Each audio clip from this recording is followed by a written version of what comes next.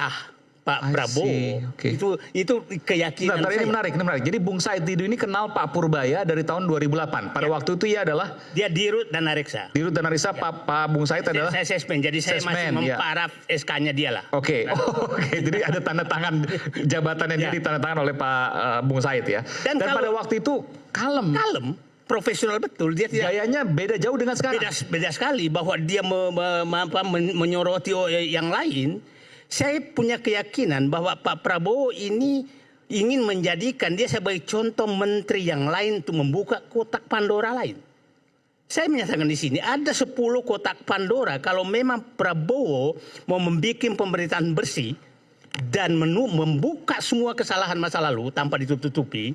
Ada 10 purbaya dibutuhkan di selesai Indonesia. Baik. Selesai Indonesia. Satu, di ATR BPN itu harus ada purbaya.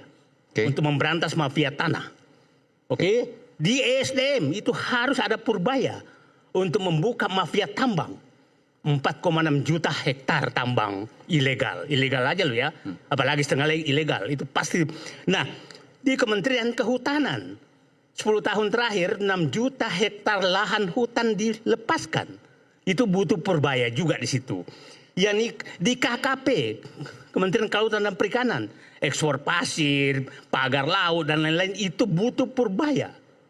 Yang kelima, Kemensos, bantuan-bantuan sosial yang belum diperbaiki datanya sekarang itu triliunan juga, puluhan triliun. Itu butuh purbaya juga membuka. Siapa yang melakukan penyelewengan ini? Kementerian Perdagangan, ekspor impor, kuota impor dan lain-lain itu butuh purbaya juga. Kemudian Kementerian PU itu butuh purbaya juga untuk membongkar jalan tol yang kemahalan itu, siapa pemainnya, ya kan? Kemudian ke-8, saya berharap Rosan menjadi purbaya juga. Dan Antara. Gitu, dan Antara. Nah, ya itu harus menjadi purbaya juga untuk membongkar semua siapa yang mengatur kerjasama dengan Goto dan lain-lain dengan BUMN semua. Siapa punya pembangkit listrik paling banyak dengan PLN itu dibuka semua supaya diperbaiki. Kemudian Kementerian Perekonomian itu butuh orang purbaya di sana supaya PSN ini siapa aja sih menikmati.